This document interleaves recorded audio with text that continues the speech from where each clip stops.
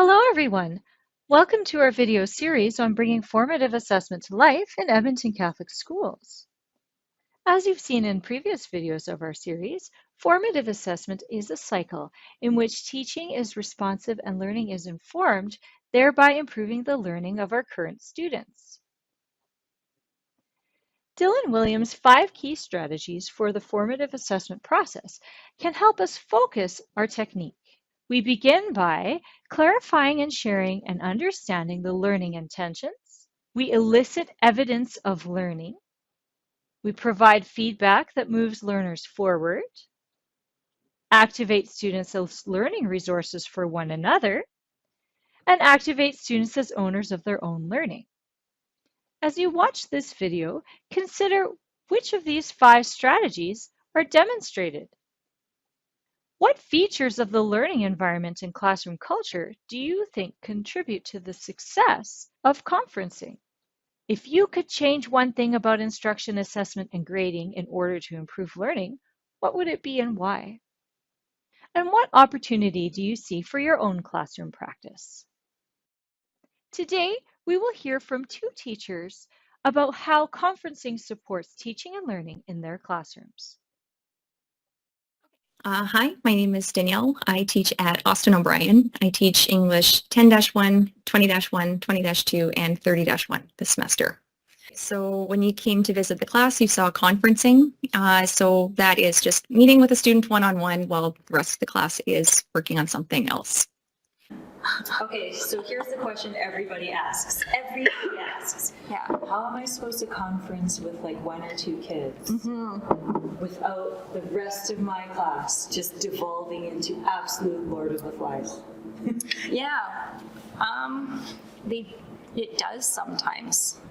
Okay. Yeah, I don't know, it does. I think that's not enough of a reason to never conference because it's so valuable, I guess. Okay.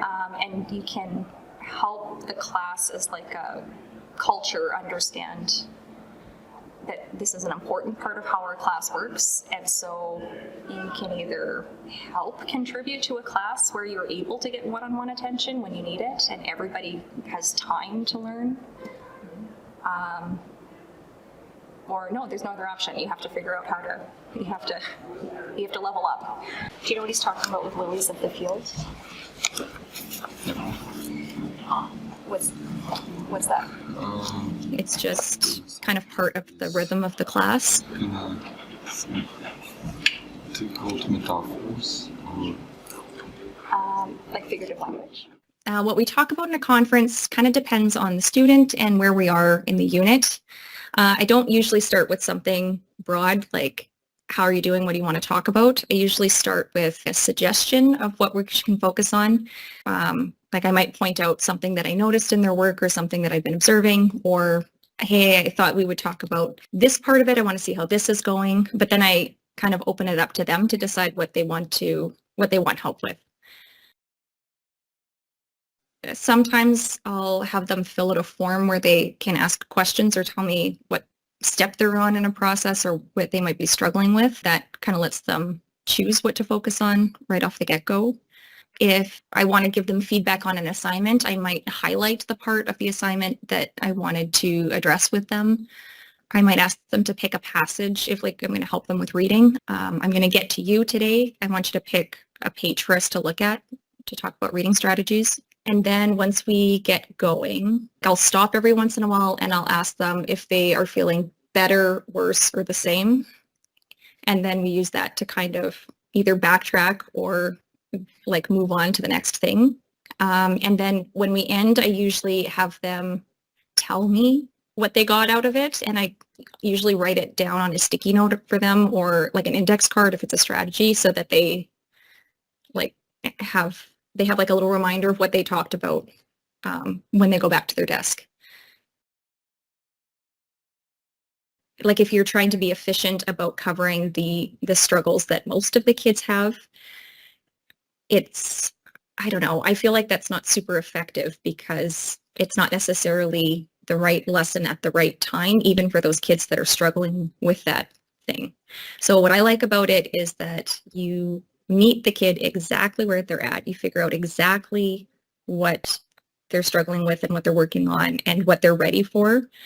And you can just make so much more progress with a kid in like a 10-15 minute conference than you can with, I don't know, like a whole week of them getting stuff from whole class instruction. Yeah, I think conferencing is the thing that makes differentiating easy because it's, I don't know, you're dealing with one student at a time. You're not trying to apply differentiation to 36 students with every choice that you make. Like you create little pockets of time where you're just dealing with one student. So differentiating happens naturally. My name is Carolyn Fenrick, and I am an English language arts teacher at Louis St. Laurent, and this year I'm teaching grade 7 and grade 9. And today we are looking at formative conferencing that I was doing with my students about their essays. I've kind of noticed over the past while that although they have a lot of great ideas, they're lacking in using specific evidence to support that. So we specifically watched a film that I knew would provide them with great evidence for this PAT-like topic, and I asked them to use at least one example from the film, but then hopefully use more examples from their own background and understanding. The other part of conferencing is for me to have that one-on-one time. I need to know that my students are doing something productive as well. So they have a task to do that they can do on their own that is going to still help them, and it's not just busy work. And this is kind of something that we've been in training for since the beginning of the year, right? So that I know I can leave them and that they're going to get stuff done. And sometimes that means letting go a bit and knowing that they won't get as much done as if I was circulating and pointing things out, but I have more concentrated one-on-one time with students, so I'm able to get better feedback to them. Every class is different, right? Because they're different personalities and different levels of behaviors and needs. And so it does start with, at the beginning of the year when I do independent reading, they're quietly reading and I'm quietly sitting down with my stool in between them, talking about their books, just in little whispers, so they get the idea that their task is their task, and what I'm doing with an individual is our business, and they can keep going on theirs. From there, it kind of, again, it's more of the in the classroom. So I'm still there. And it's just setting that expectation high that you have a task to do, it needs to be completed, and that is your business, and my business with another student is not going to be a distraction for you. And then eventually we get to the point where I can pull them out into the hallways, etc. But it doesn't always work with every class either, right? There is classes where I only end up conferencing with 3 students because I am needing to deal with behaviors, and so sometimes I just have to change my lesson plans so that there is more work that they're doing individually, so I do have that time. Yeah. Conferencing sometimes it replaces writing responses, right? That I would have to take home and look at the reflections, right? Or they'd submit a Google form and then I have to go through all of that. So that I'm doing it here at the school and it's less work for me there, right? So it might be a bit more work setting up what my students are doing, but I find I'm able to get better feedback because I'm able to ask that follow-up question. And the students are able to ask me questions too that they might not ask in a full group setting, or that our conversation has stimulated, or that they feel a bit more confident to ask me than they wouldn't if it was just a form that they're yeah, fill it out, get it done. It's a chance to think and contemplate a bit more. I do formative because that gives me the feedback that I need to support students, and to know whether this is something I need to cover again as a class, or whether it's just that one student that I can pull aside and we can quickly fix things, or I know to look for it when the summative comes in. But I also do or summative conferencing as well for summative assessments.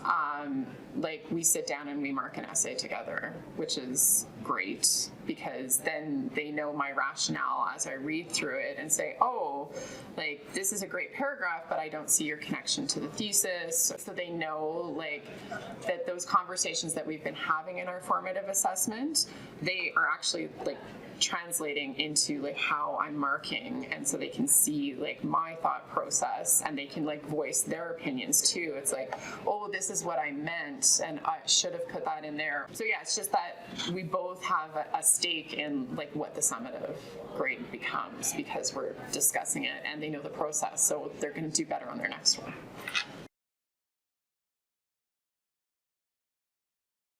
So I think one of the most important things about doing the conferencing is that students realize that they are a part of the learning. It just isn't something that they just consume, that they have to be involved in every step of the way, and that their thoughts are important to me as well.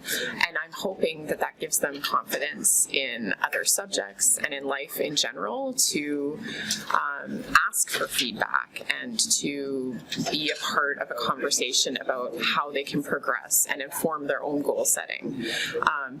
Because as my students have written about, goal setting is important, right? And you need to, you need feedback and know how to take feedback in order to set your own goals to achieve more. The other thing about conferencing skills that's really important is the metacognitive aspect, right? And this is something that is in the English Language Arts program of studies, but it's also part of like the IB curriculum. It's part of the Alberta student competencies as well. So it's something that if you can reflect on your own learning, you are going to be a better learner. And gaining those skills isn't easy. So if we can guide them through this, it would be helpful. The other benefit of conferencing, whether it's at a formative stage or at a summative stage, is that students have the confidence and the independence to know how to proceed. This is important for them in school, but it's also important for them in life. Okay, so for teachers who are just starting with conferencing, I would first and foremost suggest that you have students prepare for the conference so that they know what the questions are, and so that you know what you have, like a basic outline of what you're going to talk about, right? Because then the expectations are clear for both of you. And so maybe like in the past, you might have just done that as like an exit ticket, or you might have done that as like a written piece for feedback.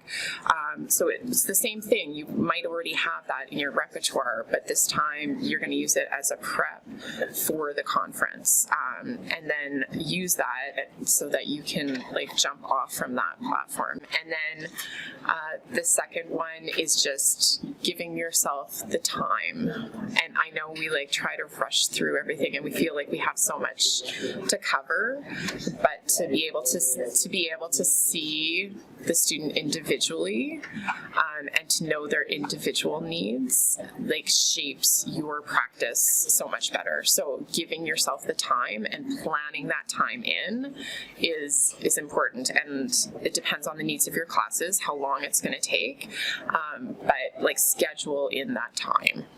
Yeah. I'd like to extend an extra special thank you to Danielle and Carolyn for welcoming me and my camera into their classrooms. If you'd like to learn more, we invite you to visit our SharePoint site for links to these and other resources. If you have specific questions, feel free to reach out to your assessment and reporting consultant at Lumen Christi Center for Catholic Education. Thanks for watching, and have a great day.